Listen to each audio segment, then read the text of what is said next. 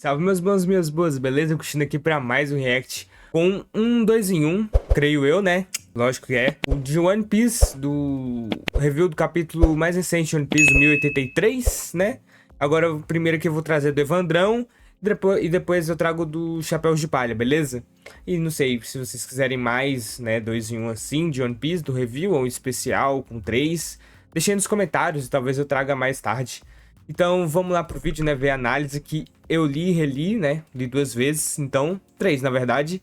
E acho que eu consegui pegar todas as nuances, não sei. Eu vi um povo comentando de irmão do Shanks, do revelado, pai. Ah, então a origem do Shanks tá aí. Aí na minha primeira leitura que eu tinha feito, eu fiquei, uai, mas por quê, mano? Aí eu fui reler. Aí eu prestei atenção, os Cavaleiros Divinos, tem uma silhueta lá que parece com o Shanks, então pode ser os Figalands, são cavaleiros sagrados que protegem os Tenryubitos, né? A mais alta força ao lado dos Tenryubitos. Então pode ser isso, né? Mas vamos ver aqui o análise do Evandrão, o que ele tem pra explicar pra nós e mostrar os segredos escondidos. Os easter eggs, lógico que é os segredos escondidos. Vamos lá então? Vamos lá em 3, 2, 1 e play. A Reverie é um dos arcos mais curtos de One Piece, mas um dos mais reveladores. É nele que conhecemos Insama. Sabemos sobre Shanks e o certo pirata e mesmo a declaração de guerra dos revolucionários. Não bastando, esse microcosmo do mundo de One Piece agora nos apresenta a maior força do governo mundial, os Cavaleiros Divinos. Mas por que eles se parecem com Shanks e os piratas do Ruivo? Será que Não são vai eles? Ou prestar temos aqui a atenção nessas própria família silhuetas. Parece os Figarland Piratas do Ruivo, aparecendo à mano. nossa frente? O quão fortes eles são? Quer as respostas de todos esses mistérios? Caraca, eu não Vamos tinha falar prestado disso atenção nisso, agora. mano. Só prestei atenção no silhueta que parece muito de Shanks. Não é possível todos eles serem... Caracas. Fala galera, eu vou Fusari com mais um vídeo pra vocês. Como é que vocês estão? Também, né? O melhor capítulo da história de One Piece da última semana. Esse capítulo foi muito Sim, bom. Eu fui pego de surpresa. Não imaginei que fôssemos continuar com o também Sabo não. já nos Pensei que ia revelando cortar pra coisas outro plot. sobre a Voltar pra Reverie. Egghead, E digo talvez. mais, esse é um dos capítulos mais complexos de One Piece. Tem muitas camadas, Esse muitas capítulo só de diálogo nuances e dá muita muita coisa a pista se e comentar. muita Principalmente os Cavaleiros confusão. Sagrados, os Cavaleiros Divinos. Quão poderosos essas figuras são. Por que não conhecíamos eles antes? Por que somente agora? São fortes? Será? É o Shanks e os seus piratas? Bom, assiste até o final. Esse vídeo vai explodir na sua mente. Se você é novo no canal, se inscreve se você gostar do vídeo. Se você já é da pior geração, já sabe. Dispara o like para dar uma força para esse vídeo. E agora com vocês, tudo sobre One Piece 1083.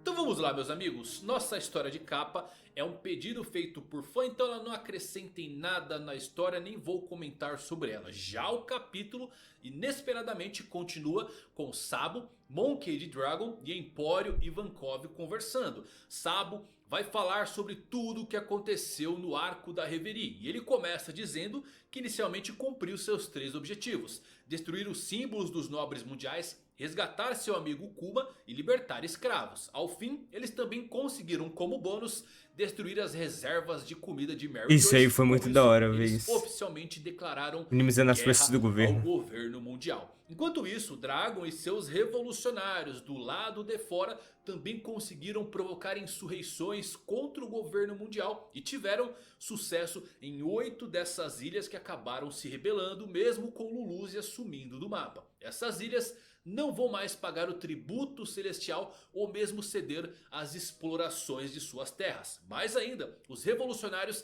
estão atacando as transportadoras de provisões do governo pelo mundo todo para impedir que qualquer suprimento chegue a Mary Joyce, e os nobres finalmente terão o gostinho do que é viver com fome. Vamos lá! Galera, os revolucionários realmente têm um plano muito bom aqui Estão para agindo desestabilizar brabo o mesmo. governo mundial. Sem recursos em Mary Joyce significa mais impostos, o que significa mais descontentamento com o próprio governo, o que significa mais revoluções. Sendo bem sincero, eu comecei a acompanhar mangás e animes no início dos anos 90 e eu não vi muitos shonens onde se vê essa coisa de organizar um levante armado mostrado de uma forma tão bem construída como aqui em One Piece. Isso é Esta verdade. a primeira vez, inclusive, que o Se não exército acompanha desde os anos 90, né? revolucionário Mas é se verdade. parece realmente com o exército, usando táticas de cerco para tentar cortar as linhas de abastecimento e isolar Mary Joyce dessa maneira é muito interessante. Isso definitivamente vai causar mais inquietação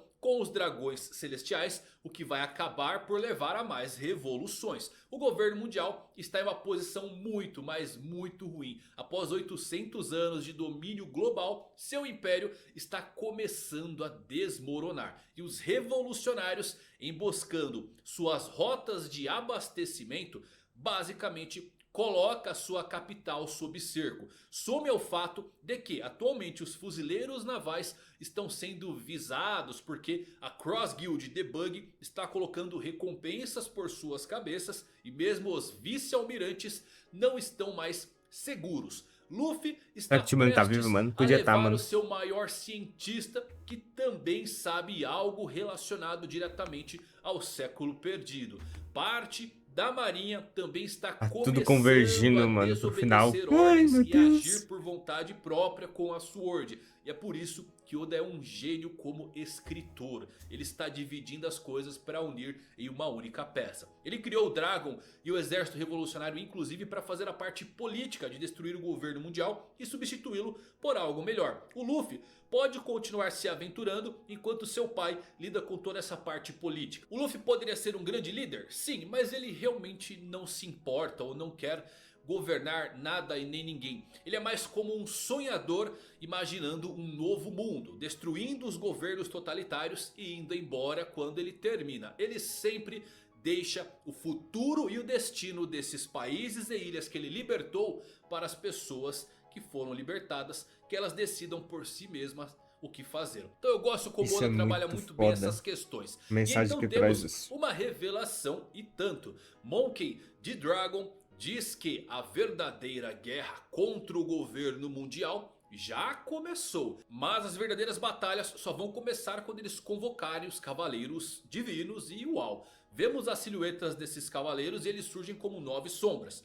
Vamos lá, galera. O que exatamente são esses cavaleiros sagrados, os cavaleiros de Deus? Foi mencionado Eles nos foram capítulos apresentados atrás. no capítulo 1054, onde o Akainu disse que eles são responsáveis por mediar conflitos internos entre os dragões celestiais. Ou seja, as leis humanas não se aplicam a esses nobres mundiais. Por isso, eles matam e atiram em quem quiser quando vão às ilhas abaixo de Mary Joyce. Mas quando existe problemas entre os próprios nobres, como uma espécie de desavença, e tivemos uma na Reverie, eles são chamados. San Charles queria pegar Shirahoshi, lembra? Mas acabou sendo espancado por Miosgard. Por isso, os cavaleiros sagrados são convocados. Isso automaticamente já os coloca acima dos almirantes, porque almirantes são guarda-costas. Esses Verdade. cavaleiros divinos podem, Meu Deus, ao uma que força parece, mais forte que o do julgar Almirante sai as lascos. ações dos próprios nobres. Mas muito Também tarde pra faz introduzir todo uma força sentido desse tamanho. que não tenhamos visto eles em ação Ou antes, não, né? porque Vai se que... suas responsabilidades são apenas relacionadas aos nobres e à própria Mary Joyce, não havia muitos motivos para eles estarem envolvidos em quaisquer eventos. Vou fazer aqui rapidão. O que vocês acham disso? Vocês acham que vai ter... que é muito tarde para esses cavaleiros divinos aparecerem, tipo, com uma força maior que os almirantes? Porque os almirantes estão instaurados na obra desde muito tempo atrás, mano. Sei lá, uns 20 anos atrás, 15, junto com os Yonkous. Então a gente já conhece a força deles, né, seu backstory, não seu backstory propriamente dito, né, mas já temos uma familiaridade com eles, já estamos ligados, né, conhecemos os poderes, especulamos o que eles podem ou não fazer com suas forças. Mas, pô, esses Cavaleiros Sagrados é tudo novo, né? Eles mediam problemas internos entre os próprios Tenubitos, né? Uma rivalidade, um conflito entre eles. Mas, pô, será que já nessa reta final é bom isso? Ou pode ser bom, né? Assim, só uma coisa rápida, eles mostrarem seu poder na guerra final mesmo e a gente vê a força deles. E eles não, propriamente dito, serão mais fortes que almirantes, né? Eles só são um posto acima, uma hierarquia acima, né? Mas o que vocês acham aí? Esse é o meu pensamento, né? Eventos do passado ou fora desse lugar, pelo menos até agora. Além do que, a maioria dos nobres mundiais governa sempre em virtude da sua própria linhagem, mas realmente não deveria ter sido possível para eles governar o mundo por todos esses séculos apenas com base nisso. Era preciso uma força maior por trás deles. Também faz sentido que existam nobres que são genuinamente poderosos, e o meu palpite é que todos esses cavaleiros de Deus são nobres também. Explicaria muitas coisas, como porque vários dos próprios Gorosei mostram sinais de terem estado em combate, cicatrizes. Eles são as pessoas mais bem protegidas do mundo, mas E se eles fizessem parte dos Cavaleiros Divinos antes, poderiam estar ativamente envolvidos em situações perigosas. E se você acabar invertendo esse pensamento, os futuros anciões podem ser escolhidos diretamente entre os atuais Cavaleiros Divinos. Com isso, claro, também não posso deixar de citar uma teoria que eu trouxe para vocês logo quando esses cavaleiros foram citados pelo Akainu lá no capítulo 1054, que este poderia ser o passado vergonhoso de Crocodile. Lembrem que ele é chamado de Sir Crocodile. E Sir Será que ele é um seria termo cavaleiro divino, utilizado para nomear cavaleiros. Ivankov deve saber isso e por que ele foi expulso dessa organização. Agora a parte mais comentada, sem dúvidas.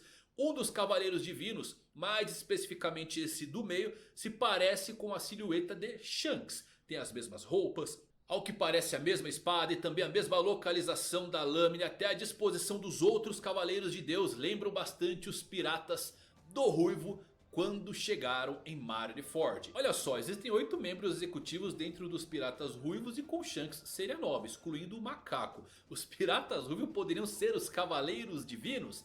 Talvez seja por isso que ele tem tanta influência diretamente com o Gorosei e o governo mundial. Isto seria absolutamente selvagem. Eu não vou mentir que a primeira coisa que pensei quando vi estas silhuetas dos Cavaleiros Divinos foram sim dos Piratas do Ruivo. Além do que tem essa cena muito misteriosa com o Insama. Parece que não peguei de primeira, só lendo depois. Uma depois. espada fincada à sua frente e essa espada lembra muito, mas muito Grifon. Então tudo soa muito misterioso. Mas meus amigos, isso aqui é One Piece, não dá pra confiar em silhueta. Lembra aí olha do o Kaido. Capenga, lembram bem.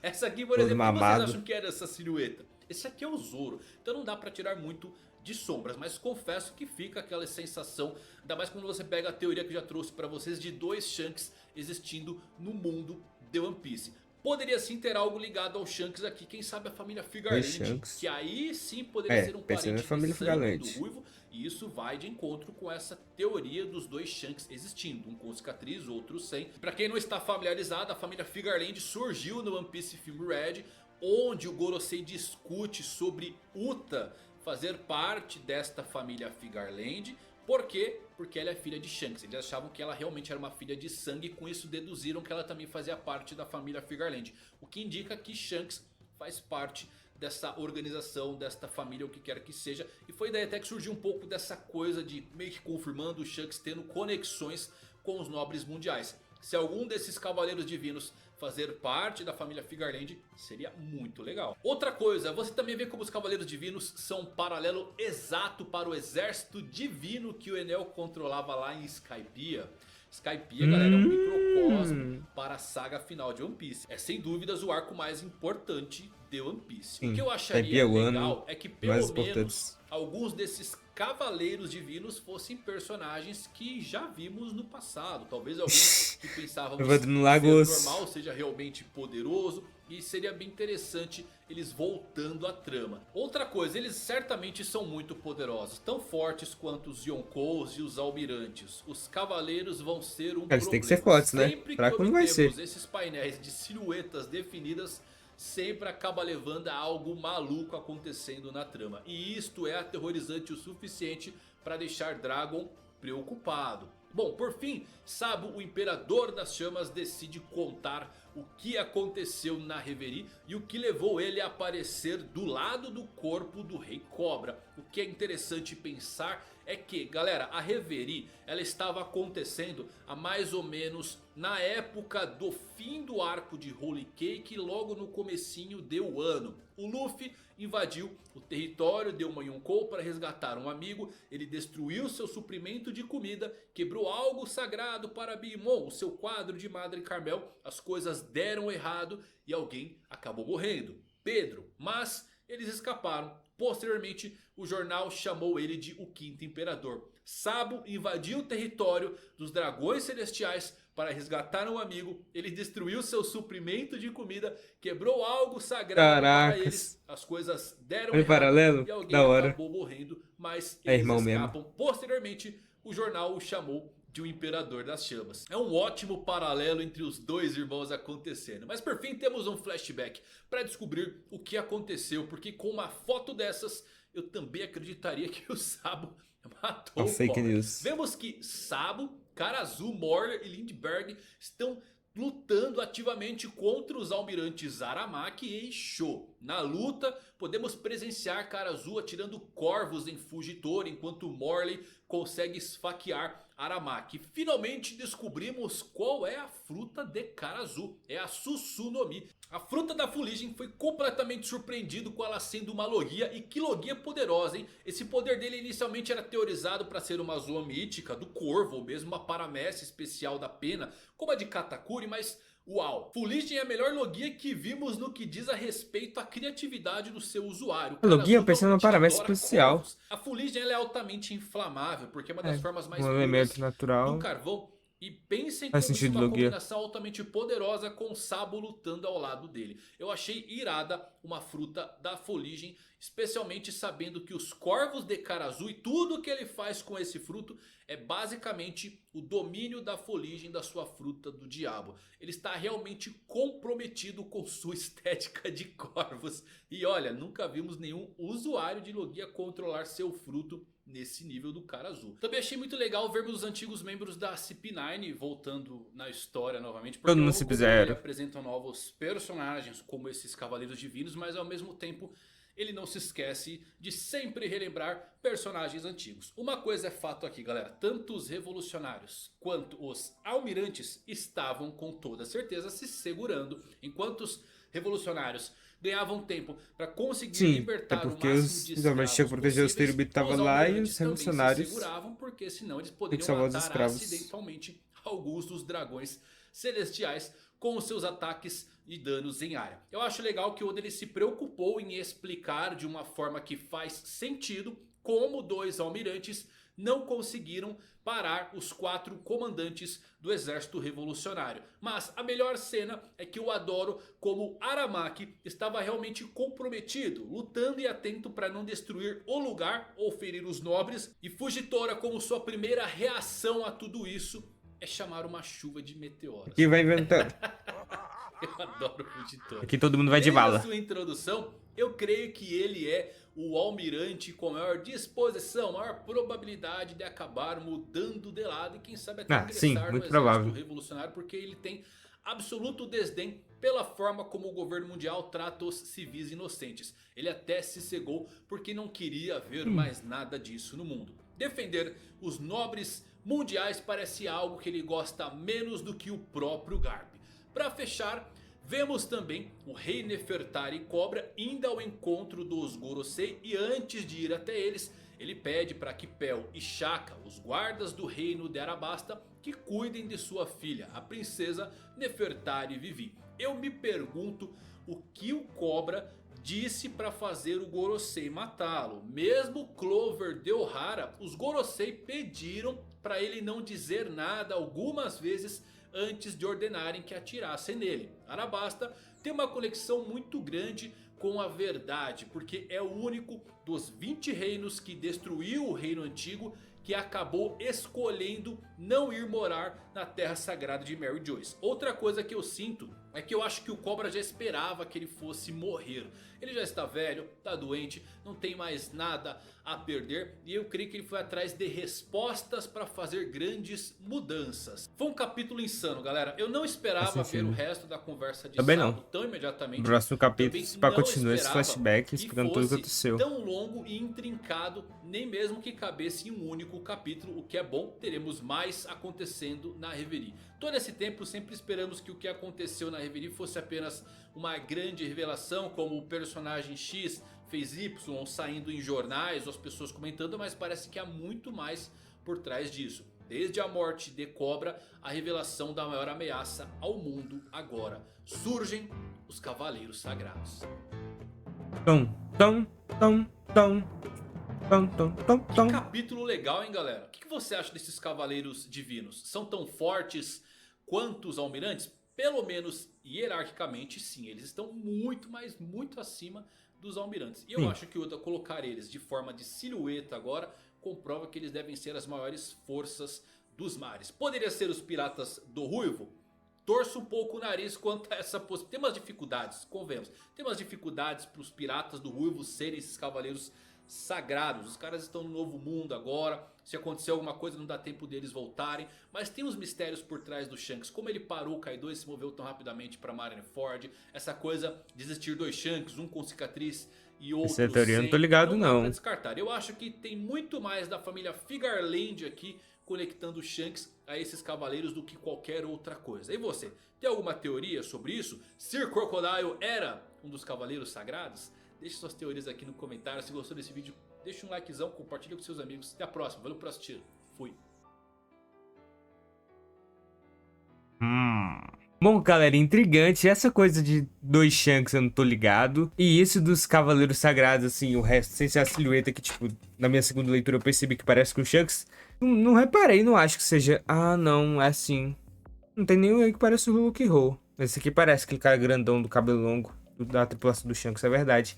Mas é muito difícil os piratas do Shanks terem alguma relação com Cavaleiros Divinos, serem eles, né? Porque, pô, qual seria... Eles não teriam que ser nobres já desse lugar desde nascença. Pô, eles estão muito longe, eles estão no mar há muitos anos, navegando. Eles são piratas mesmo, mano, de raiz, assim, nascença. Acho muito difícil. Essa teoria dos dois Shanks não tô ligado. Se vocês quiserem que eu traga aqui pro canal, vocês que sabem. Mas não sei, mano. Mas vamos lá pro review dos Chapéus de Palha, beleza? Vamos começar aqui, né, em 3, 2, 1 e play. Don Quixote do Flamengo está de volta, pelo menos na capa do mangá. Para a alegria dos leitores, o capítulo se inicia onde o último havia parado. Estamos na ilha Kamabaka e o Sabo tá pronto para contar a verdade daquele dia. Ele menciona que tudo que o exército revolucionário se propôs a fazer foi concluído com sucesso. Primeiro, declarar guerra ao governo mundial destruindo os símbolos de dragões celestiais. Segundo, resgatar Bartolomeu Kuma da garra desses tiranos. E terceiro, libertar o máximo de escravos possíveis. E eu imagino que assim como os Chapéus de Palha anunciaram oposição ao governo mundial ao incinerar a bandeira dessa instituição, não seria poético se aquele que destruiu esse símbolo fosse o Imperador das Chamas, a principal figura que inspira o fogo das revoluções pelo mundo? É certo que esse evento é um dos principais responsáveis por fazer Sabo conquistar essa fama e receber essa incrível alcunha. Ou pelo menos, era o que deveria ser. A verdade é mais trágica, mas não menos gloriosa.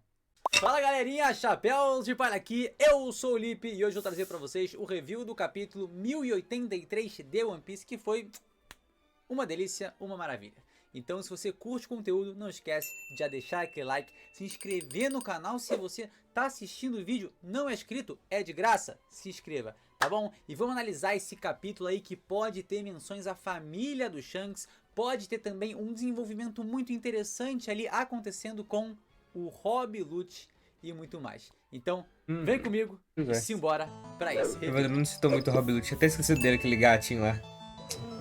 Reboy. Bem gravando em pé, mano, é diferente, tá ligado? Eu tô com... diminui pô aqui, mano. As atualizações do Sabo não param por aí. Ele reporta que eles finalmente descobriram e destruíram as reservas de comida da Terra Sagrada. E o que vai se construir a partir disso é bem interessante. Dragon diz que 8 das 12 nações que sofrem grande influência dos revolucionários fizeram uma revolução bem sucedida, o que é uma porcentagem de mais de 65% de êxito. Tá alto pra caramba, tá bonito, tá bom demais. Agora vão deixar de pagar imposto, mas é bom aí, né, ficar de olho nisso para não acontecer igual Lulúzia e ser simplesmente apagado da história.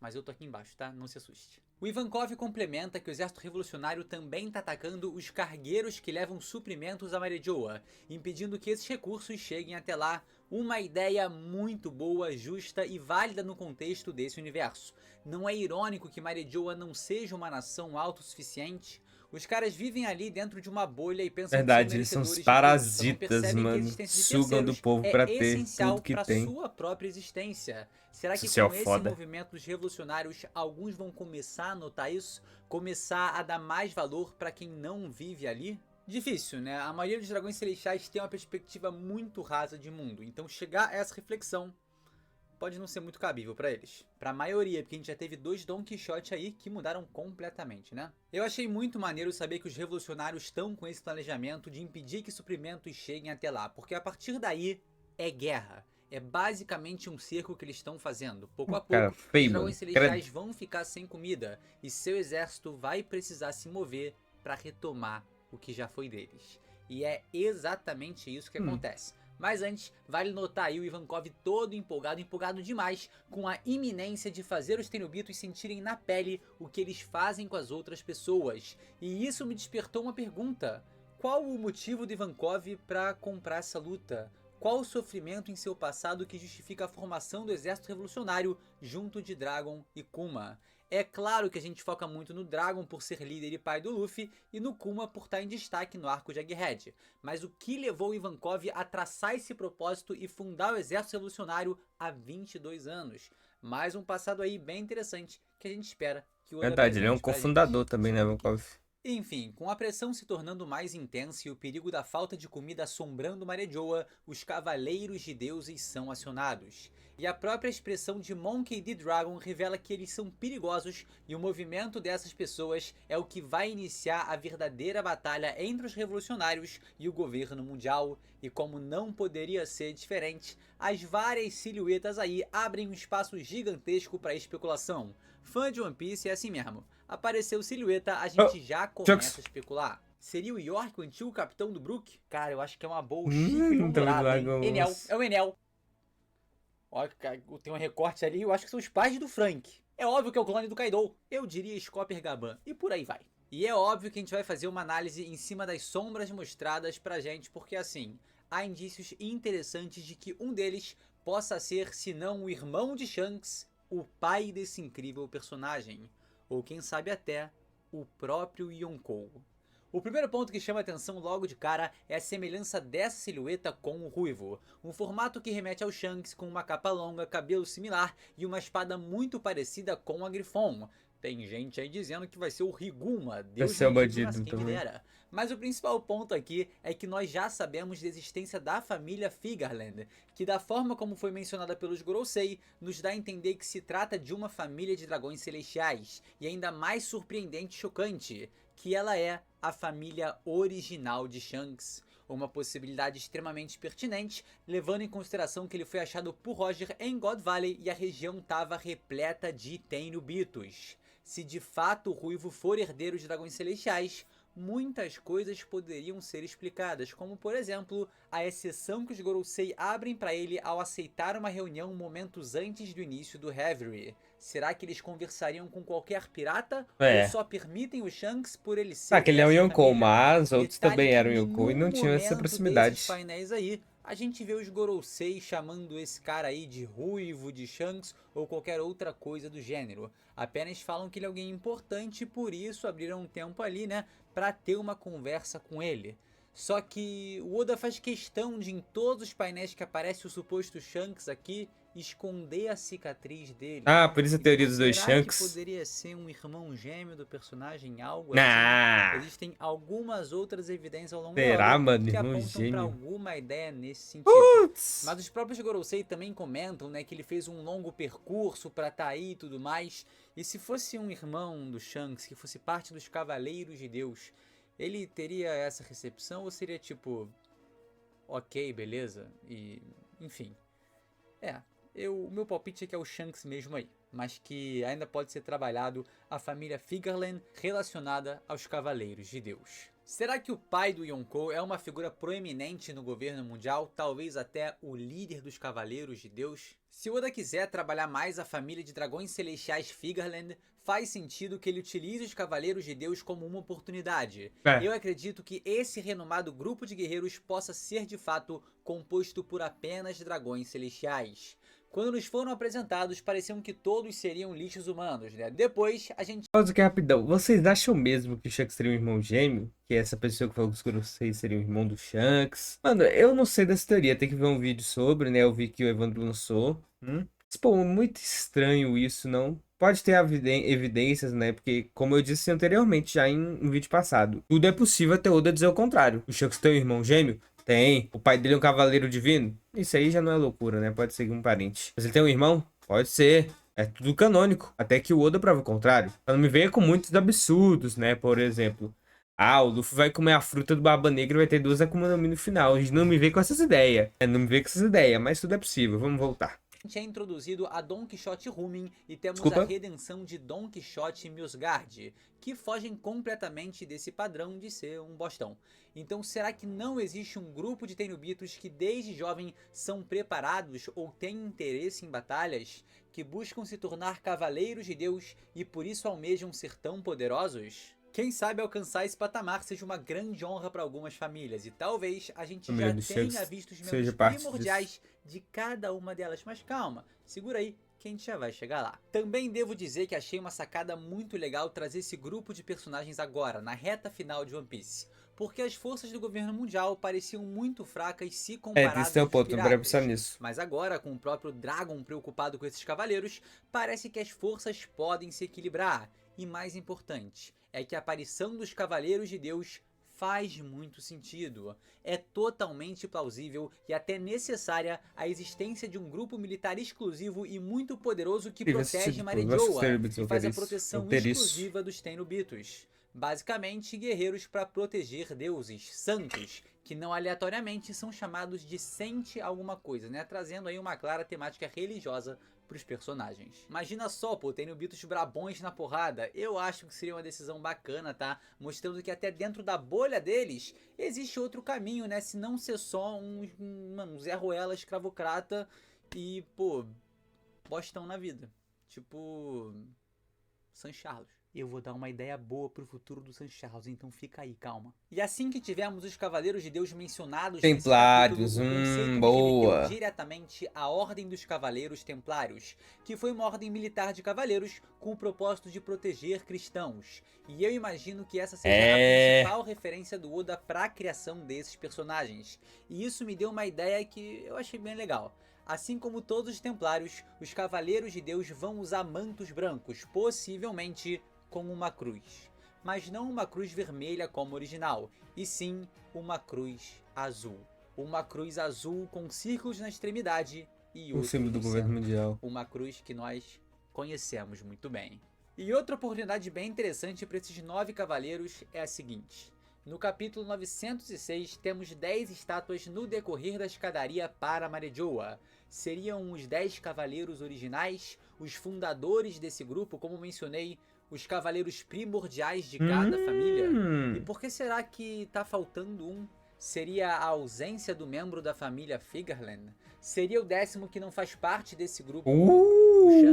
Caracas, gostei. Excluído de Marejoa e enviado para God Valley no passado? Ou talvez simplesmente encontrado seu fim na região e não colocado nenhum herdeiro para substituí-los? Com o aprofundamento desse grupo, várias possibilidades bem legais começam a surgir. E eu acho que seria, cara, muito interessante se o Oda aproveitasse esse grupo para criar uma relação com algum outro personagem que a gente já conhece e que tem alguma importância, né? Não só ser, sei lá, mano, mas 9 guerreiros aleatórios que só somariam na história no que diz respeito a nível de força. A gente quer mais. Vai ser da hora, eu quero ver porrada. Um personagem muito legal para realmente vincular personagens que a gente gosta, que a gente conhece, com uma parada maior. Seria bem melhor, né? Seja, cara, Bug, filho de Tenryubito, Shanks, filho de Tenryubito, essas possibilidades existem, são reais. E agora a gente tá trabalhando em Yonkou. Então por que não brincar com isso? Tanto com o Bug quanto com o Shanks. Decide aí, Oda. Vai tacar o pai do Shanks mesmo?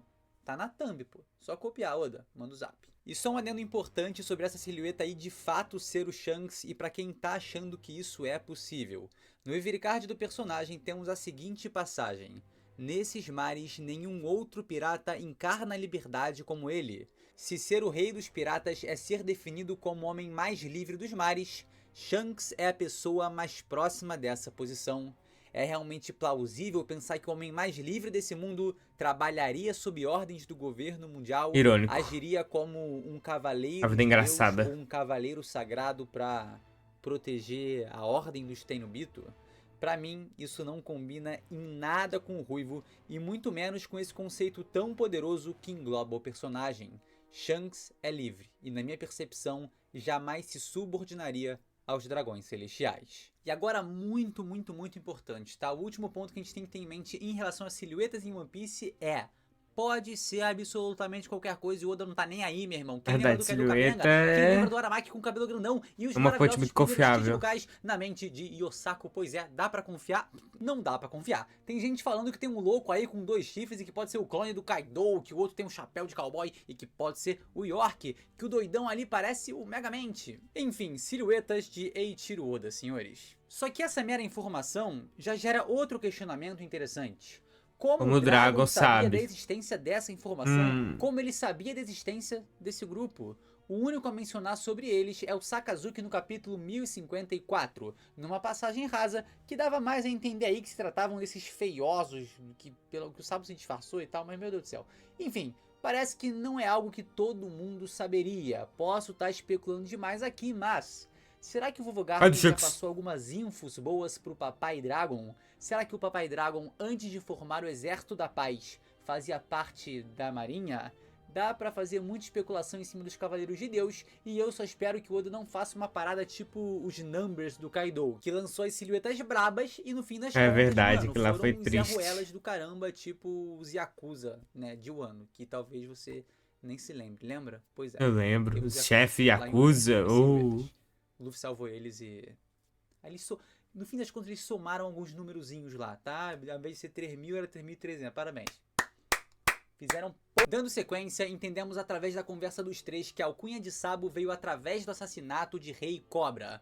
Com a morte do monarca, o revolucionário foi considerado um herói e das cinzas surgiu seu epiteto de Imperador das Chamas. Seria bom se fosse algo para ele se orgulhar, como por exemplo, mas destruir de uma o notícia símbolo dos dessas, dragões celestiais com suas chamas. Mas a verdade é trágica, mas não menos gloriosa. E a real é que nada disso importa. O fato é que agora, por supostamente matar o Rei Cobra, Sabo é considerado um herói e o principal alvo dos Cavaleiros de Deus. Só que se esse fardo ajudar a queimar as chamas da Revolução, ele não tem problema em viver com isso. É aquele velho ditado: no lugar errado, na hora errada, pelo propósito certo. É exatamente isso que aconteceu com o Sabo nessa foto totalmente tendenciosa, que como um recorte funciona muito bem para convencer de que ele de fato foi o responsável pela morte de Cobra, por mais que suas intenções sejam o exato oposto disso. A cena do crime é perfeita, o flagrante ideal. Morgan's Big News não peca no clickbait, o cara é bom demais. Para um gênio. Fala meu chapa Morgans. Cara, review do capítulo 1000 Pai do Shanks? Tu é muito brabo, na moral. Pior que eu acredito que vai rolar algo assim mesmo, né, bait? Somos então jogados para a verdade daquele dia em Marejoa, onde a batalha dos comandantes revolucionários contra os almirantes acontece. Há um mês, pouco tempo após o Reverie, o caos se propaga pela Terra Sagrada. Já de cara, somos informados que nessa altura os revolucionários já haviam destruído as reservas de suprimentos dos dragões celestiais e atacado o símbolo deles. Impressionante a qualidade que o Oda tem para desenhar a cara dos Tenobitos de maneira detestável. Parece que todos são feitos para serem os mais desprezíveis possíveis. Ih, mano, eles assim, é feio. Vamos lá, né? Bicho, eu acho que mano. julgar pela aparência é um pouco mais. Aí a aparência reflete o que eles são por dentro, né? Mas os caras são realmente a escória da humanidade. É para desgostar mesmo. O Oda tá fazendo um ótimo trabalho. Parabéns, uma salva de palmas. E quando o Ratatouille vai matar um escravo por estar praticamente morto e sem condições de carregá-lo, Karasu no fight! Karasu surge como uma sombra para impedir o assassinato de um homem inocente. Pelo menos nessa situação, afinal é um pirata. Ele me lembrou o Barbarossa, né, que atacou Lulúzia e junto da ajuda de Karasu e Belobete, foi derrotado pela moda. Por um segundo eu achei que era o mesmo personagem, o que teria sido bem legal, né, interessante, mostrando que no cenário de Lulúzia ele era um vilão, mas os verdadeiros inimigos dos revolucionários são os dragões celestiais, é o sistema, é a hierarquia que assola o mundo. Eu acho que se fosse o Barbarossa ia ser legal, ia funcionar de uma forma singela e interessante, mas acho que não tinha tempo pra isso, né, foi tudo muito rápido ali, enfim, é isso. Vemos a habilidade curiosa do revolucionário sendo usada para indicar ao pirata o caminho que ele deve seguir. Por causa de cara azul, e é bem cara curioso azul ele no conseguir corvo. se comunicar através do corpo, né? Enfim, os agentes do governo mundial tentam acertar ele com balas, mas não me diga que ele é... Sim, meu filho, é um logia, senta e chora. temos então revelada a fruta de Karasu, a Soso no Mi, a fruta da fuligem. Ele então derrota seus adversários, enquanto Lindbergh usa suas tecnologias ali para libertar escravos. Detalhe, mais uma vez, obviamente, vemos as pessoas demonstrando gratidão gigantesca ao exército revolucionário, e foi dessa maneira que uma pequena fagulha de revolução se tornou um incêndio que se alastra pelo mundo. Mais e mais pessoas vão atingindo mais pessoas e o apoio dos revolucionários cresce. Inclusive a gente tem essa camisa aqui super legal nessa loja, tem várias outras bem bacanas. Bonito então mesmo. Dá um confere, cara, tem muita estampa maneira, sério mesmo, vai lá. Karasu fala pro Lindy seguir libertando os escravos e parte pra cima do Fugitora com uma rajada de pássaros de fuligem. Talvez o confronto que tenha feito com que o Fugitora aparecesse coberto de bandagens no capítulo 957. Então. Vale lembrar que o Karasu é, entre os 4, o comandante de região dos revolucionários com a segunda recompensa mais alta, em 400 milhões de berries. Eu nem lembro quando ficando eu atrás apenas de Belobet. E claro, né, sem contar o Ivankov, que cobre toda a Grand Line. E o maluco é muito brabo, hein? Imagino que a recompensa deles após esse evento no Heavy vai dar um salto considerável, porque foi certamente um atentado à honra dos dragões celestiais e à hierarquia desse mundo. Muito legal, dá pra ver como a situação em todos os polos está aquecendo e os cenários estão pegando fogo. Todo plot de One Piece tá em chamas. A guerra final, mano, tá perto, tá próximo. Chegando. Do outro lado do caos, temos Morley com a Oshi no Mi atacando o vergonhoso almirante Ryokugyu. E um detalhe muito legal que eu achei aqui desse painel foi como o solo que o Morley emerge tá todo alterado, numa perspectiva bem maneira. Mas mais impressionante que isso é como o Aramaki é o campeão de passar vergonha. Mas claro que, como a gente pode ver, os próprios Tenryubitos estão nerfando os almirantes que estão sendo impedidos de usar sua força total, para não causar mais destruição na cidade. Sim, né? Até Dá um passar um dia de pano pra eles. meu filho. Enquanto o Ryokugyu respeita essa ordem, Fugitora lança um tá palmas para qualquer tipo de aristocracia e começa a chamar um meteorão pra lambrejar meteoro. os revolucionários na porrada. Tá certo, pô, tá certo demais, tem que fazer isso e tem que respeitar muito o Fugitora, mas assim, eu nem acredito que eu vou falar isso, mas passando um paninho aí pros almirantes, né? Os caras estão com um handicap considerável, né? Porque tem Tenryubitos a fralda até 50 anos de idade. E aí fica nessa lera-lera, nesse lenga-lenga, pô. Então, como quem cansou dessa palhaçada toda, Fugitora inicia um movimento. E nesse ponto vale lembrar o quão devastador ele pode ser. No final de Dressrosa, ele utiliza um dos poderes mais destrutivamente massivos de toda a obra, onde ele lança uma quantidade absurda de destroços do país e cria uma massa gigantesca de objetos. Então esse é só um lembrete de que, cara, ele não deve ser subestimado.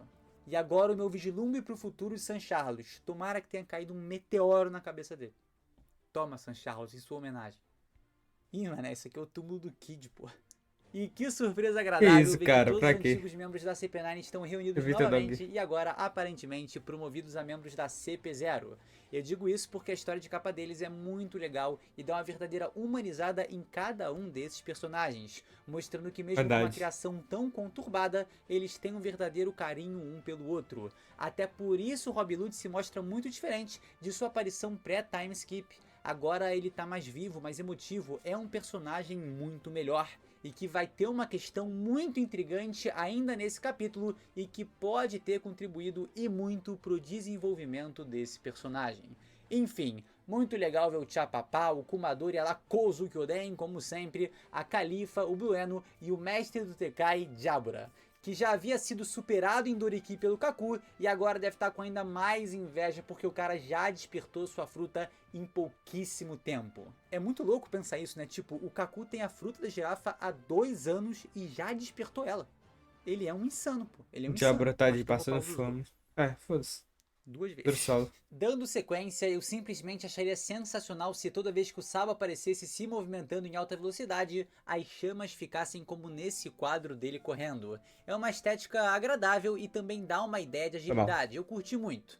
Assim como a estilização que Oda fez em cima do nome do Sabo, desenhando essa fonte aí oscilante como se fossem chamas. O mais importante aqui é que o Sabo estava prestes a pegar as chaves para contribuir ainda mais para a libertação de vários escravos, além de ter encontrado o Kuma. Sendo assim responsável por potencializar 2 dos 3 objetivos dos revolucionários em Marejoa: libertar escravos e resgatar seu companheiro. E pra quem tava achando que o Lute já não tinha apanhado o suficiente do Luffy em Egghead, temos aí a Vivi dando um belo tapa no rosto do CP0 através de suas palavras. Mas, brincadeiras à parte, vagabundo. esse é um diálogo muito interessante para a linha de desenvolvimento do personagem, porque Tomou o água. Lute nos 2 últimos anos mudou, passou a ter escolhas próprias e o questionamento da Vivi é exatamente nesse tema. O Lute não ajudou a Shirahoshi, ele só foi mais um cão do governo mundial que ficou ali à mercê das decisões de um Tenryubito, algo que pouco a pouco ele vem deixando de E aí ser. ele Por isso, as questiona, né? Ele vai palavras dela pra parecem cima do Luffy sem afetar o rosto permissão. supostamente inabalável de Lute. Ele tá mais uma vez só obedecendo ordens, e é isso que ele quer levar pra ele. E olha que interessante, a gente sabe que a Vivi escapou de alguma maneira do Reverie. Todo mundo especulou que ela com certeza teria fugido com o Sabo, mas E se o não Rob foi Lute isso que ajudou? a gente viu. Essa simples linha de diálogo, esse olhar, me fizeram pensar que o motivo da Vivi estar viva nesse momento é Caraca, porque, de isso é alguma muito forma, foda. o próprio Rob Lute Aí a o meu conceito salvou, no Lute sobe muito. possibilitou uma rota de escape Agora já é e a bonito, fez pô. fugir. Vocês também estão vendo essas nuances no Lute e percebendo a mudança gritante Sim, do personagem? caraca, O deixa eu cara parar pra pensar questionou nisso. as ordens do governo indo pra Egghead, se Sim, aliou questionou a também piratas, porque algo que matar o jamais faria. Vegapunk. Será que a frase da Vivi, que foi anterior aos eventos de Egghead, foram um gatilho para essa mudança? Eu não acho um absurdo pensar que no fim das contas ele pode ter salvado a Vivi dos incidentes do Reverie, até porque não é exatamente isso que ela questiona, que ele não vai protegê-la, e se ele provasse para ela que vai? Eu acharia uma atitude muito interessante de ser feita pelo Lute. E agora, essa aí é minha grande aposta pra justificar Headcanon. a Se fuga não da for, Vivi. Até porque tô na puto. sequência, o Cobra pede que o Pel e o Shaka cuidem dela. E eles podem ter a salvado, mas não E me o Cobra foi convence. Jeff. Todo mundo estava convencido de ter sido o Sabo que salvou ela. Agora, Pode o ter Oda sido manda o Sabo e esse o Lute. misdirection aí pro Pel e pro Shaka. Anotem aí o que eu falei sobre o Rob Lute, porque vai acontecer. O personagem vem se tornando muito mais interessante e vai surpreender. Bom, é isso. Rei Cobra e apenas ele consegue uma audiência com os Gorosei. E essa porta foi provavelmente a última que ele atravessou enquanto ainda estava vivo. Tadinho Pois do além Cobra. dela, os Gorosei tiraram sua vida, ou pelo menos é isso que o Oda quer que a gente pense. Ah, mentira que O ele velho Sabo morreu. flagrou Imusama no trono vazio e esse soberano havia ordenado que mais uma luz fosse apagada do mundo. Isso com uma imagem da Vivi nas mãos. Será que o próprio Imusama sujou suas próprias mãos para finalizar o rei de Alabasta? Será que, ao serem questionados sobre os verdadeiros motivos dos Nefertari não se juntarem ao governo mundial há 800 anos, os Gorosei decidiram se calar? As informações sobre Pluton podem ter sido um dos motivos de sua morte? Parece que o governo mundial realmente deseja apagar para sempre a luz dos Nefertari e o segredo que ainda pode permanecer nessa família, que data de 800 Vivi a chave de anos Plutão. atrás. Falei, tô Eu leve. adoraria que Oda continuasse o próximo capítulo exatamente de onde esse acabou e desse Seria muito bom. sequência a essa invasão. Com Ele o vai Cobra cortar agora. encontrando os Gorosei, Eles com têm o um Sabo gostinho, vendo quer mais, ele e corta. por aí vai. A grande realidade agora é que eu tô extremamente empolgado pro próximo capítulo. E é isso, cara. A saga, o arco de Egghead tá simplesmente fenomenal. E a parte talvez menos interessante pro público geral é exatamente Egghead, o que dá, né, nome ao arco. Mas é isso, tá? Calma. Só pra deixar claro, eu tô adorando a parte em Egghead também, tá? Não me entenda errado. Só porque uma galera aí não tá muito afim. Enfim, só isso. Mas tá tudo muito liga pra essa interessante. galera. Polo pegando fogo pra tudo que é lado. É plot esquentando, é chamas, é incêndio. É guerra que se aproxima. É guerra. Se gostou do vídeo, não esquece This de is a deixar war. aquele like que ajuda pra caramba, se inscrever no canal. E é isso, eu acho que eu não falei, mas eu sou o Lipe, tá? Se você não me conhece, me segue aí nas outras redes sociais, tá bom? Então é isso, muito obrigado por me acompanhar até aqui. E a gente se vê sem sombra de dúvidas aonde? Valeu, No próximo falou. vídeo. É isso, galera. Valeu! Pode parar secreto? Tem, né? Se você chegou até aqui, você é um brabo e esse é o Pod Palha Secreto.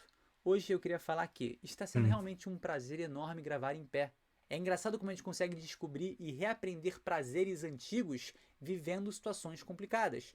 Eu estou aqui nesse hotel minúsculo, onde não dá para eu trabalhar direito, onde eu não tenho um lugarzinho para sentar gostoso e ficar gravando na moral. Então eu tive que gravar em pé, fui basicamente obrigado. E a realidade é que se tornou um enorme prazer. E eu pretendo até trazer isso para os próximos vídeos e para o próximo cenário e para tudo dessa forma, porque tá sendo muito gostoso. Uhum. Ficar em pé também é muito bom, até porque eu trabalho o dia inteiro sentado escrevendo e, né, é bom mudar um pouquinho, né? Levantar, sentar, que isso? Ficar em pé, sentar, ficar em pé, Senta, né? esse tipo de coisa é bom. Faz bem pra coluna, faz bem pra postura, faz bem pra sua saúde, tá? Então, se você tá sentado agora há muito tempo, levanta aí, Não tá vai muito até a tempo, cozinha, não. pega um copo d'água, permanece aí uns 10 minutinhos em pé, olha pro horizonte. Às vezes a gente esquece de fazer isso, né? E é tão importante, é tão bom. Mas é isso, galera. Verdade. Muito obrigado por estar Eu por fiz aqui. isso hoje, fiquei dando em volta Deixa casa nos por sinal vida. comentários. Tô alongadinho. Estou alongadinho. Se você chegou até aqui. Tamo junto. Valeu. Não vou não, meu parceiro. Eu já deixo o like, Deixa o like aí, família. Família, o mais intrigante desse review aqui que eu achei foi essa coisa do Rob Lute. Eu não tinha parado pra prestar atenção nas 3 leituras que eu fiz. Que pra mim, pô, ele só ficou meio assim, nossa, princesa aí, mano. Pô, mandando aí, mano, para de falar. Ah, mano, não parei pra pensar que esse rosto dele de abalado foi por causa do discurso da Vivi que justamente fez ele em eventos posteriores. Ele chegando em Egghead questionando com Kaku e a Stussy por que de matar o Vegapunk, sendo que ele é tão importante pro governo mundial, questionando mesmo a ordem que lhe foi dada. E também indo pra cima de um Yonkou que é o Luffy, sem permissão do governo, da marinha. Mano, que foda. Imagina se foi ele mesmo que salvou a Vivi, que ajudou junto com o Sabo, ou somente ele sozinho. Somente ele sozinho, é de fuder. Pô, imagina isso. Caralho, seria muito da hora, fi. Mas enfim, não vou alongar muito. Já dei meus comentários aqui, achei o capítulo sensacional. Eu acho muito foda quando tem esses capítulos só de diálogo. A gente lê e entende tudo que tá acontecendo, mas não entende, né? Porque numa primeira leitura você não pega tudo. Aí numa segunda você já pega mais, numa terceira mais, e por aí vai, né? Mas, pô, incrível esse capítulo, como a gente vai pegando detalhes e tal, de como o Oda tá estruturando tudo fazendo sentido, sem ser jogado do nada, aí do nada o governo mundial ficou fraco. Não, explicando, não, tô atacando as transportadores de comida, estamos enfraquecendo eles estão ficando sem recursos, ele tem que sugar mais da população, a população fica mais satisfeita, começa a revolução, a gente ganha força e consegue lutar diretamente contra eles e nerfa eles. Mas agora chegou outra coisa na balança pra equilibrar o poder do governo mundial que tava, pô, só os almirantes ali, a marinha tá meio fraca, fragilizada moralmente, a reputação, nós leitores percebemos isso, né? A marinha e o governo tá meio capenga, aí surgem esses cavaleiros divinos aí. Então, né, muita coisa tá por vir, né? Então eu espero que vocês tenham gostado, galerinha. Se inscrevam aí, ativa o sininho, deixa o like pra não perder nenhum vídeo. Espero que vocês tenham gostado do conteúdo. Comentário fixado em cards se vocês quiserem ver mais. Links dos vídeos originais na descrição, junto com o meu Instagram. E é isso, até uma próxima. Valeu, falou!